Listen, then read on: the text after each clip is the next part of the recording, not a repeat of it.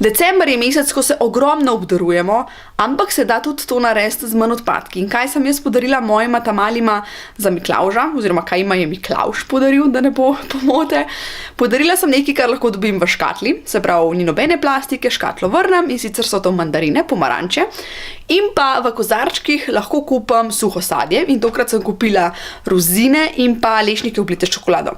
Tako da marsikaj se da, lahko pogledaš po svojih lokalnih, bližnjih trgovinah in vidiš, da se ogromno stvari lahko kupi v svojo embalažo in tudi tako zaživite in podarite darila brez odpadkov. Za več idej pa poglej tlele na spletni strani, kjer že dodajam seznam, ki je vedno daljši, kaj vse lahko podariš za darilo. Da je zero waste in za kogarkoli. Za otroka, za moža, za mami, kogarkoli. A prav, uživi, če ti je bil video všeč, ga lajki, lahko se naročiš na moj YouTube kanal, drugače pa gledamo naslednjič. Uživi, pa čim več bo to zon. Čau!